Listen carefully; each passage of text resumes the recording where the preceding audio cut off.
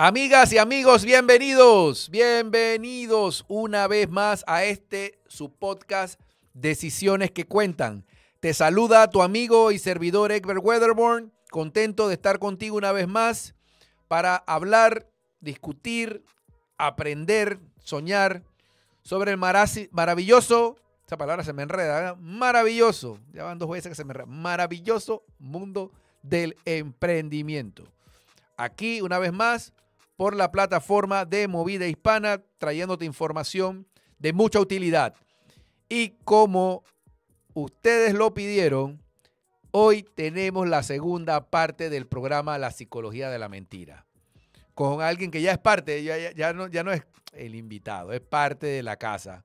El amigo Nelson Hernández va a estar nuevamente con nosotros, esta vez complementando lo que hablábamos en el programa anterior del concepto de mentira, la manera en que se expresa, lo del polígrafo. Hoy vamos a hablar sobre tips. Hoy te queremos dar a ti las herramientas para que tú, en tu función de padre o madre, en tu función de jefe o jefa, o de miembro de un equipo, de emprendedor, emprendedora, tengas las herramientas para identificar cuando no te están diciendo potencialmente la verdad. Los tips que Nelson nos va a dar hoy son tips que van a ayudar a aproximarnos, a tener la capacidad de identificar señales bastante fuertes. Todo siempre es relativo, hay que tener mucho cuidado, como Nelson le explicará. Pero sin más, le damos la bienvenida a Nelson Hernández. Nelson, bienvenido a Decisiones que Cuentan nuevamente. ¿Cómo estás? Hombre, muchísimas gracias en esta tercera invitación. La verdad, muy emocionado de volver a compartir con tu audiencia, con vos, un tema que a mí me apasiona, que es el de detección de mentiras. Sí, total. Yo también estoy muy contento y vamos al grano, Nelson, porque la gente está con ganas. La gente me dice, oye, me escribieron tanta gente después del último programa. Me dice, Dios mío, pero qué cosa más. Yo le digo, no se preocupen, vamos a estar de nuevo con Nelson. Y aquí lo tenemos. Nelson, vivimos en un mundo de donde han aumentado exponencialmente las interacciones que llevamos adelante. Antes era básicamente lo que vivíamos en persona, en nuestras interacciones diarias, en el trabajo, en la escuela. Ahora tenemos el entorno digital. Entonces tenemos la posibilidad de llegar más lejos, de interactuar con personas que están a distancias importantes de nosotros. Cuéntanos, ¿qué tips podemos darle a la audiencia para que puedan tener ese sistema de alerta que les pueda decir, hey, potencialmente estás frente a una situación en donde estás o te están argumentando algo alejado de la verdad o una mentira? Cuéntanos un poquito, ¿se puede desarrollar la habilidad de poder identificar cuando estamos frente a algo que nos suena raro y como que puede no ser cierto?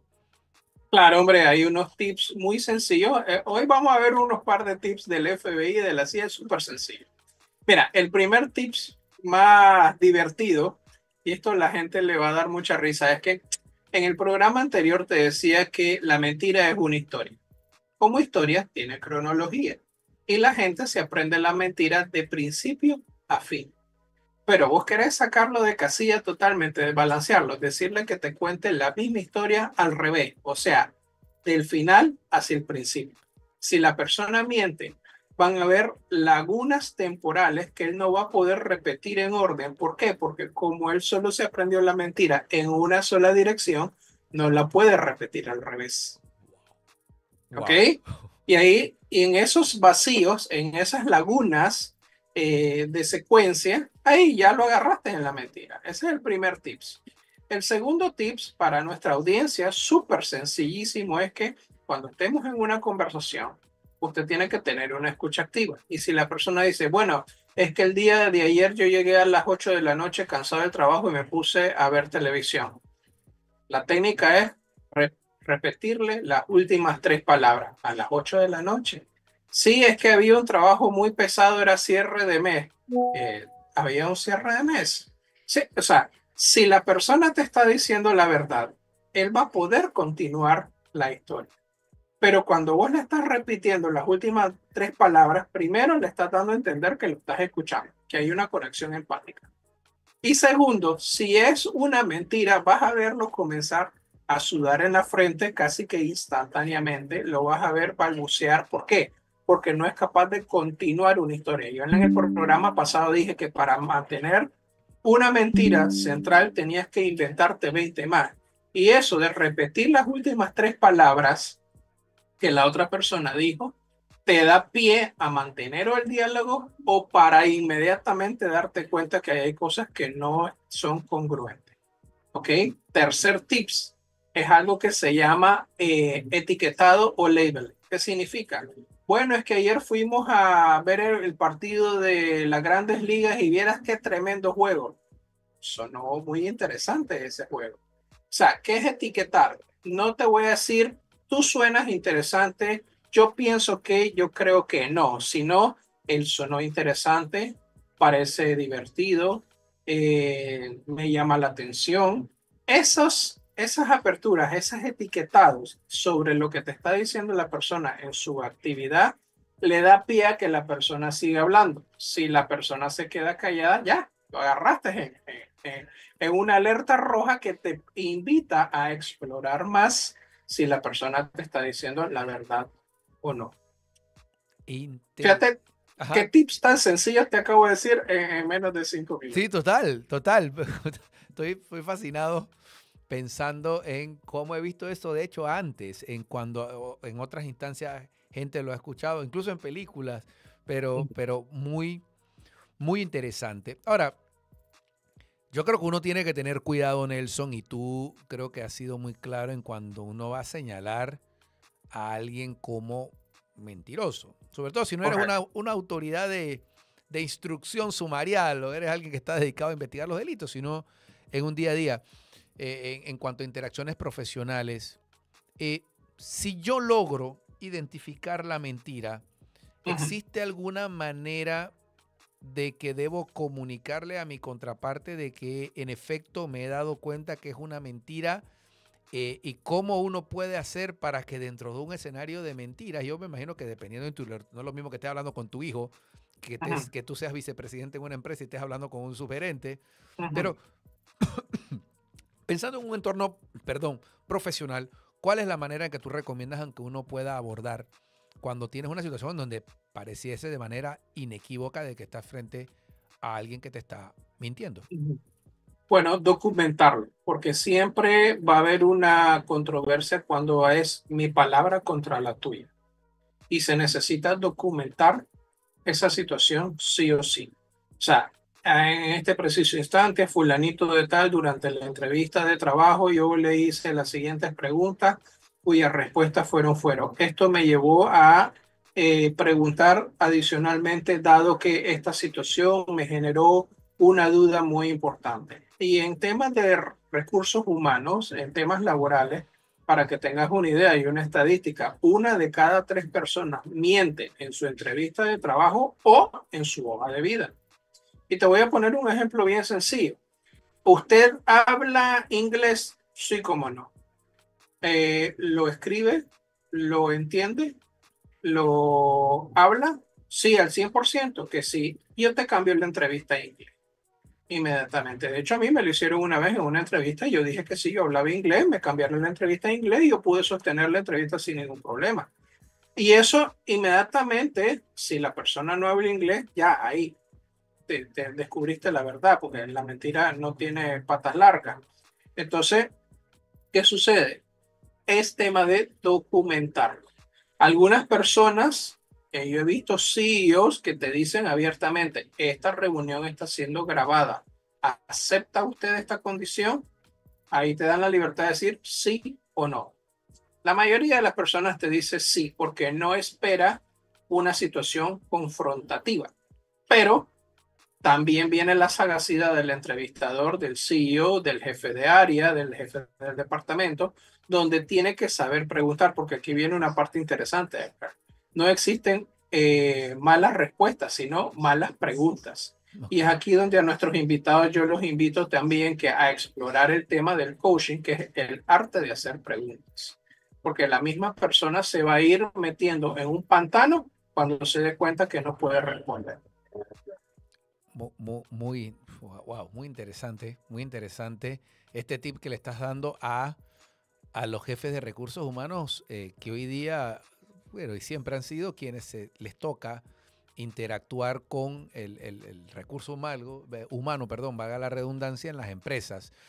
En el programa pasado, tú hablabas sobre cómo hay personalidades letales. Y cómo, y que eran letales porque, en efecto, de manera literal, me sorprendió, que yo no sabía eso, te pueden llevar a la muerte. No necesariamente que te maten, sino que la situación que vives con ellos te puede llevar a la muerte. ¿Tú podrías profundizar un poquito sobre el tema de a qué hacías referencia, a qué se hace cuando dice que son letales y que te pueden llevar a la muerte? ¿Qué significa en la práctica?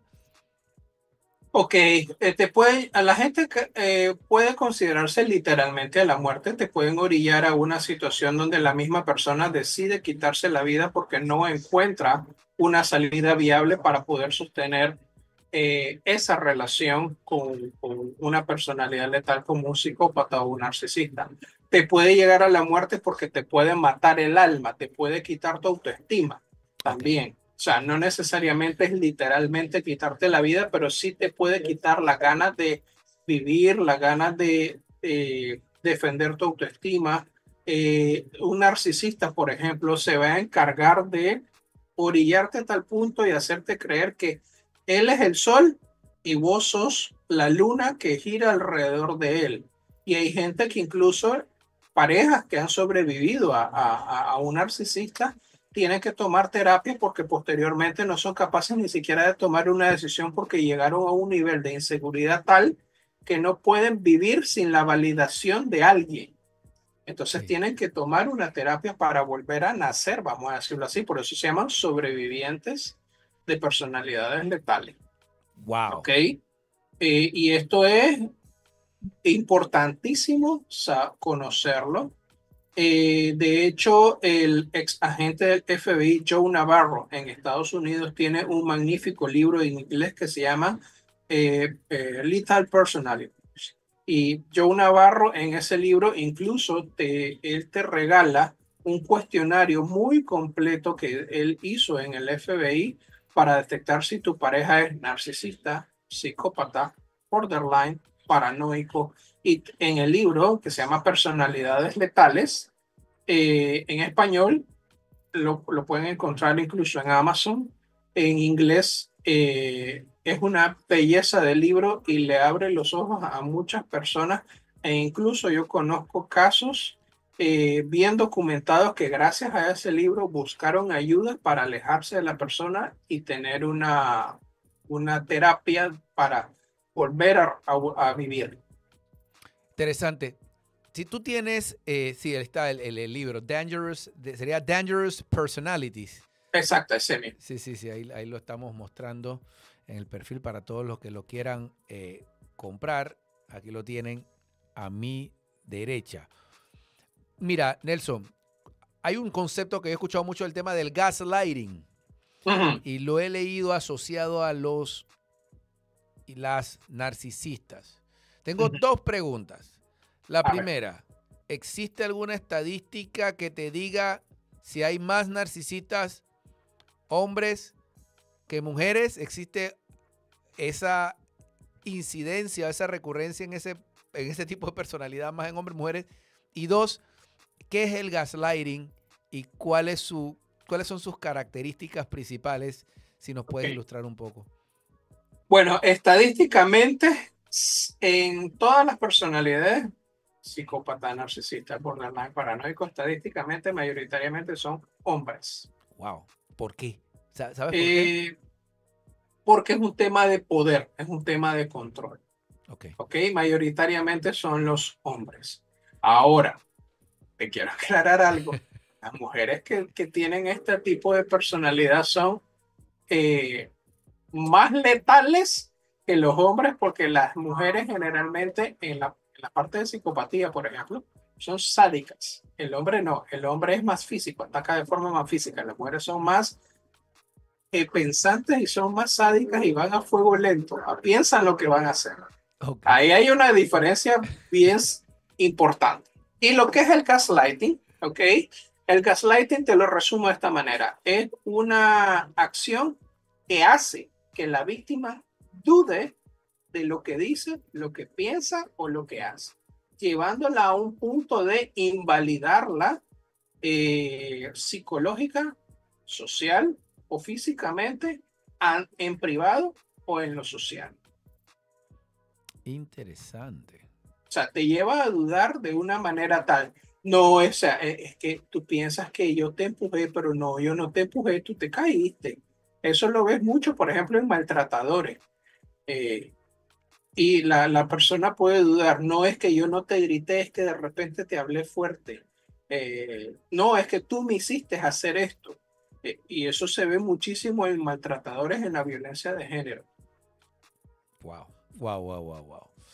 Ok, yo tengo una, vamos a decir que yo logre identificar que tengo un problema. O, yo no voy a decir mitomanía, pero vamos a decir que tengo un problema de tener la recurrencia. Yo creo que todos los seres humanos, obviamente en algún momento de nuestras vidas, hemos dicho alguna mentira, ya sean mentiritas, le dicen mentiritas piadosas o blancas, o mentiras graves en algunos casos.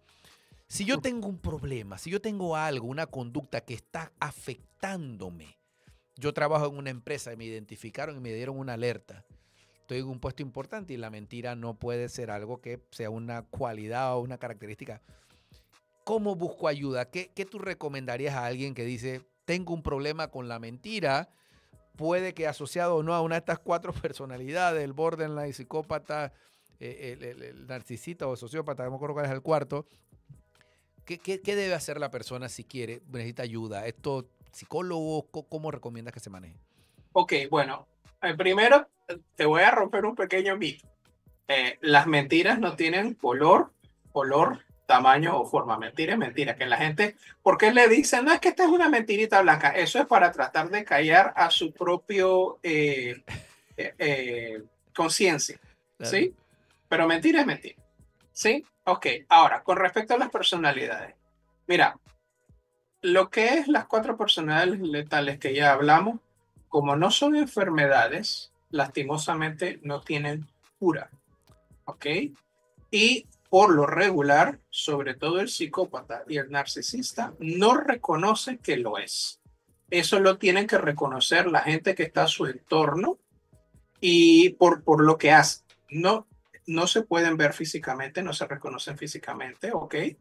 Para nuestra audiencia que quede muy claro esto. Ellos jamás van a reconocer que tienen rasgos psicopáticos, jamás van a reconocer que son narcisistas. Eso lo puede hablar el Departamento de Recursos Humanos. El equipo entero se puede sentar a hacer una confrontación a esta persona y no lo va a reconocer. Y no hay cura para él. Y particularmente en la parte de psicopatía existen 2 tipos de psicópatas. El psicópata integral y el psicópata disfuncional. El psicópata disfuncional es el que va a estar en una cárcel porque cometió un delito grave como asesinato. El psicópata funcional es aquella persona, el CEO, por ejemplo, que es capaz de firmar 60.000 despidos en un solo día sin que le tiemble ni siquiera el corazón, sin que le importe. ¿Ok? Un psicópata funcional, por ejemplo, un cirujano, él tiene que agarrar su bisturí y sin conectarse con las emociones de forma fría, calculada, concentrado, tiene que pasar ese bisturí, pero es funcional porque lo hace para salvar una vida, mientras que el disfuncional lo hace para quitar una vida. Entonces, ¿dónde nosotros vemos esos rasgos psicopáticos muy pronunciados? En carreras como economía, los corredores de bolsa. A mí no me importa que te hayas quedado en la calle. Yo voy a cobrar mi comisión por haberte llevado tus cuentas en el Wall Street. ¿Ok? Ese es un psicópata funcional. Lo vamos a ver en mucho, se ve en finanzas, se ve en medicina, se ve en la policía, se ve en los abogados, en derecho. ¿En la política? En la política un montón, Un montón, ¿no? un montón, no. Ok, hay un libro del doctor Vicente Garrido que se llama El psicópata, permíteme visitar, El psicópata integrado. Ok, el autor es Vicente Garrido, El psicópata integrado. Una belleza de libro que recomiendo leerlo. Y si leen ese libro con el de Joe Navarro, se te abrió un mundo de lo que son estas personalidades. Porque la gente cree, nos han vendido erróneamente, cuando hablamos de psicópata, la gente le viene la cara de Hannibal Lecter en El silencio de los inocentes. Pues Exacto. no, el psicópata físicamente lo puede ver como la persona más normal del mundo. Son sus actos los que revelan qué son. Porque aquí viene una parte, yo no sé si te lo comenté en las entrevistas pasadas. Existen los encantadores de serpientes y las serpientes que parecen encantadoras. Y estas cuatro personalidades son así. Serpientes que son encantadoras. Y tú estás hablando del psicópata. No, No, no solo el psicópata, el narcisista, el no, borderline, paranoico, el mitómano. no. Es que yo he escuchado otro concepto, que es el sociópata. Ah, ok, es que hay una diferencia. Entre El psicópata y psicópata sociópata. nace, ajá, el psicópata nace, Ok. el sociópata se hace. Ah, interesante. Mm. Interesantísimo. Ahí está el libro El psicópata integrado. Y tú, Nelson, a lo mejor no lo ves, pero lo estamos mostrando aquí a la audiencia en pantalla para que vean el libro El psicópata integrado en la Ujú. familia, la empresa y la política, claves para neutralizarlo. Vicente Garrido, de la editorial Ariel. Buenísimo, es recomendado. Entonces, uno nace y el otro se hace. Correcto. Ok, El sociópata se hace, el psicópata nace. ahora, Y habiendo nacido, si tenemos a uno que nació y a uno que se hizo, ¿sus características, conductas y demás son las mismas? muy similares, Ok, muy similares. Todavía el sociópata se puede salvar en el sentido de que si nosotros cambiamos su entorno, le neutralizamos muchas de sus acciones. Igual con el psicópata que nace. Si el psicópata que nace se mueve en un entorno donde los valores, la ética son muy fuertes, él no tiene terreno para seguir adelante. ¿Sí? Y, por ejemplo, hablándote muy levemente de la política, aquí la gente va a prestar atención.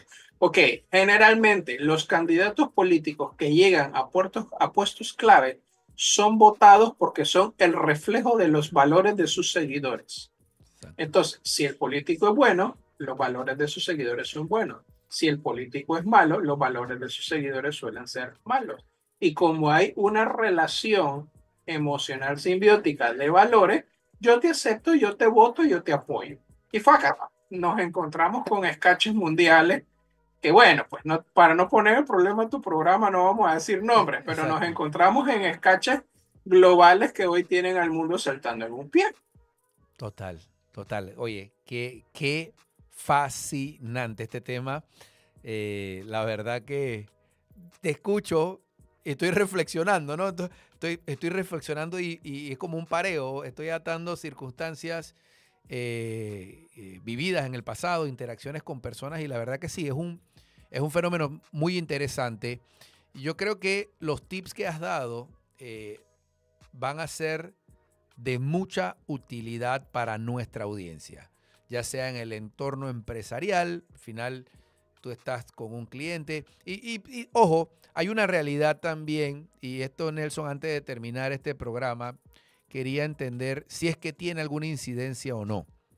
Y es, hay un tema que de hecho aprendí estudiando, haciendo mi MBA en Organizational Behavior, ¿no? Comportamiento organizacional, que hablaba de, esto tiene que ver mucho con recursos humanos, los contextos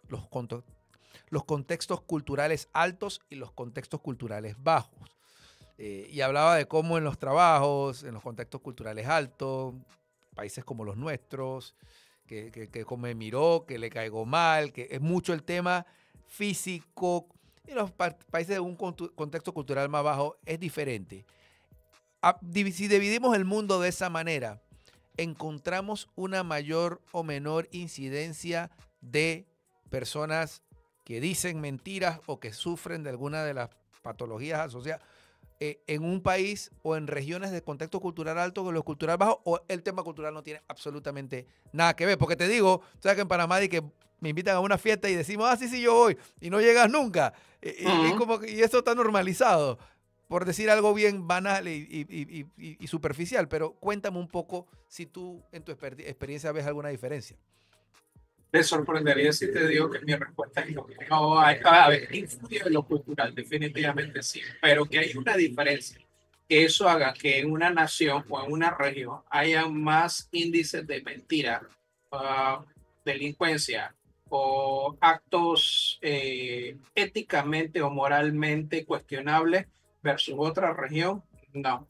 Eso es tema de eh, tu educación en el hogar. Sí. ¿Va? Y parte de la educación del hogar. No importa si vas en Groenlandia, España, China, Bélgica, Holanda, Estados Unidos, Panamá, si nunca tuviste una guía de lo que es la diferencia entre el bien y el mal, entre la ética, lo antiético, lo inmoral, eh, de adulto va a ser igual en qué país te pongan, vas a reaccionar de la misma manera. Excelente. Y me encanta quedarme con ese mensaje, Nelson. Al final, como decían en la escuela, nos enseñaban en el colegio la familia, la unidad básica. Y la familia toma muchas formas. Ojo, no estoy hablando de que tiene que ser una familia como el concepto que nos dicen en la escuela, papá, Tradicional. mamá, hijo.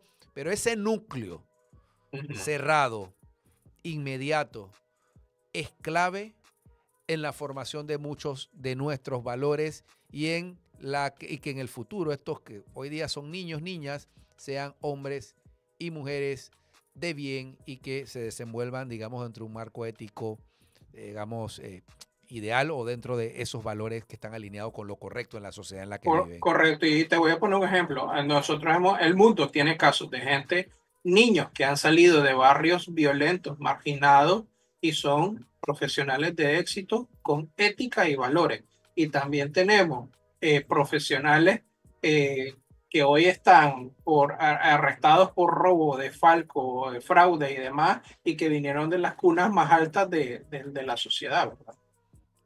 Totalmente, totalmente. Yo creo que me quedo con eso. Gracias nuevamente, Nelson. Muy nuevamente agradecido por tus contribuciones, por la claridad con la que nos explicas conceptos bastante complejos, por aclarar dudas. Creo que aquí se han aclarado, yo de mi parte he aclarado muchas y estoy seguro que nuestra audiencia también. Te agradezco infinitamente por tus contribuciones, Nelson. Éxitos nuevamente. Vamos a estar en contacto. Creo que no va a ser creo que te vas a convertir en panelista. Esto va a ser como iba a decir debate abierto, estos programas nuestros que está la gente ahí.